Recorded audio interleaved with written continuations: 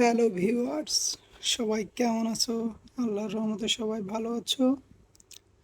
আজকে আমি কেএলের ভিতরে যাচ্ছি। যাওয়ার পথে তোমাদের জন্য একটু ভিডিও করলাম যে মেন রোডের থেকে কেএলসিসি পুরো কেএলসিসিটা কেমন দেখা যায় সেটার ভিউ আজকে তোমাদেরকে দেখাচ্ছি। আমি আরও অন্য জায়গার কিছু ভিডিও দেখাবো যে কেএলের ভিতরেই অনেক সুন্দর সুন্দর কিছু জায়গা, কিছু আছে আপনার প্রশাসনিক ভবন, কিছু আছে হোটেল, তারপরে আছে উম, মানে আবাসিক এলাকা, অনেক কিছুই এখানে আছে।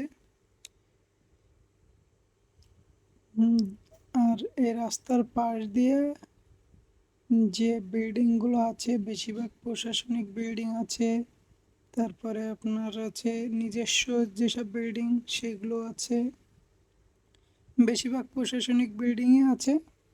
আর প্রশাসনিক বিল্ডিংগুলো এত সুন্দর বা এত চমৎকারভাবে এগুলো করা হয়েছে, ডিজাইন করা হয়েছে, এগুলোর নকশা এক কথায় বলতে গেলে অসাধারণ নকশা।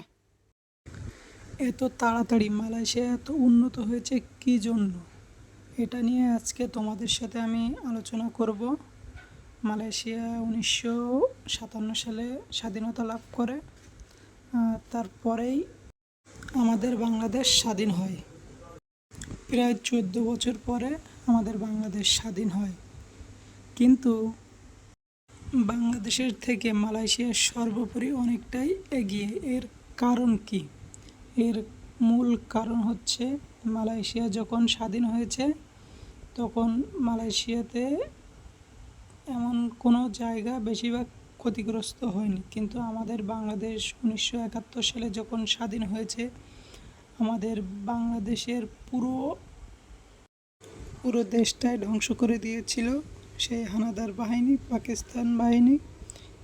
সেই 71 সালের দিকে বাংলাদেশের 82% জনগণ দারিদ্র্যসীমার নিচেই বসবাস করত। মালয়েশিয়া যখন স্বাধীন হয় মালয়েশিয়ার জনসংখ্যা ছিল মাত্র 2 কোটি, আর আমাদের বাংলাদেশ যখন স্বাধীন হয়েছিল তখন আমাদের বাংলাদেশের জনসংখ্যা ছিল প্রায় 6 কোটি।